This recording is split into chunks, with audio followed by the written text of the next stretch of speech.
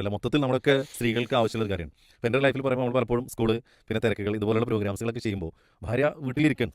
അവർക്ക് പലപ്പോഴും ഒന്ന് പുറത്തിറങ്ങാനോ അല്ലെങ്കിൽ എന്തെങ്കിലും പറയുമ്പോൾ നമുക്ക് നമ്മുടേതായ ഒരുപാട് തിരക്കുകൾ പറഞ്ഞ് പലപ്പോഴും നമ്മൾ ഒഴിവാക്കാറുണ്ട്. പക്ഷേ അത് എത്രത്തോളം അവരുടെ മാനസികാരോഗ്യത്തിൽ ബാധിക്കുന്നുണ്ട് എന്നുള്ളൊരു വലിയ വിഷയമാണ് നമ്മൾ ചർച്ച ചെയ്യേണ്ട കാര്യങ്ങൾ, പരിഹാരം കണ്ടെത്തേണ്ടതാണ്. അപ്പോൾ അവിടെ ഏത് പ്രായത്തിലുള്ള സ്ത്രീകളാണെങ്കിലും വീട്ടിൽ ഒതുങ്ങി ഒറ്റയ്ക്കിരിക്കുന്ന അവസരമാണെങ്കിൽ അവസ്ഥയാണ് അവർക്കുള്ളത് എങ്കിൽ തീർച്ചയായും അവർ മാനസികമായി ഒരുപാട് പ്രയാസങ്ങളിലേക്കും അത് മുഖേന ശാരീരികമായ രോഗങ്ങളിലേക്കും എത്തിച്ചേരുമെന്നുള്ളതാണ്. അവിടെ അവർ എൻഗേജ് ചെയ്യാൻ ഇന്ന് ഒരുപാട് മാർഗ്ഗങ്ങളുണ്ട്. ഓൺലൈനിലുള്ള പല മേഖലയിലുള്ള ക്ലാസ്സുകളിൽ അവർക്ക് പങ്കാളികളാവാം. അതുപോലെ തന്നെ അവർക്ക് ഇഷ്ടമുള്ള മേഖലയിൽ മറ്റുള്ള ആളുകളായിട്ട് എന്താ പറയുക കമ്മ്യൂണിക്കേഷൻ ചെയ്യാനും അതുപോലെയുള്ള ക്ലാസ്സുകൾക്ക് നേതൃത്വം നൽകാനും സാധിക്കുന്നതാണ്. അതുപോലെ ഏതൊരു വീട് എന്ന് പറയുമ്പോൾ അതിന് ചെറിയൊരു പരിസരമൊക്കെ ഉണ്ടാവുമല്ലോ. അവിടെ അവർക്ക് പറ്റുന്ന അവർക്ക് താല്പര്യമുള്ള ഒരു വെജിറ്റബിൾ ഗാർഡനോ അല്ലെങ്കിൽ സാധാ ചെടികളൊക്കെ വെച്ച് പിടിപ്പിച്ച് അവരുടെ മനസ്സിന് ഉന്മേഷം ലഭിക്കുന്ന, ആവേശം ലഭിക്കുന്ന, സന്തോഷം ലഭിക്കുന്ന കാര്യങ്ങളിൽ എൻഗേജ് ചെയ്യുകയും അതിനെ ഭർത്താക്കന്മാർ കുറ്റപ്പെടുത്തുകയല്ല വേണ്ടത് എന്നുള്ളതാണ്. അവരൊരു എൻകറേജ്മെന്റ് അവർക്ക് കൊടുക്കണം, അവർക്കൊരു മോട്ടിവേഷൻ കൊടുക്കാൻ വേണ്ടി ആ ചെടി വളരെ ഭംഗിയായിട്ടുണ്ടോ, അല്ലെങ്കിൽ ഇന്ന് നിന്റെ ക്ലാസ് ഞാനും കേട്ടു, ആ ക്ലാസ് വളരെ ഭംഗിയായിട്ടുണ്ട്, ഉഷാറായിട്ടുണ്ട്, ഇതുപോലെ ക്ലാസ് ഒക്കെ എടുക്കാൻ പറ്റുകയാണെങ്കിൽ നിനക്ക് എവിടെയൊക്കെ എത്തിച്ചേരാൻ പറ്റുമെന്നുള്ള ഒരു ചെറിയൊരു വാക്ക് മതിയാവും അവരുടെ ഒരുപാട് പ്രശ്നങ്ങൾക്ക് അതൊരു പരിഹാരമാവുന്നതാണ്. അതിനേക്കാളും വലിയ ഗൗരവത്തോടു കൂടി നമ്മൾ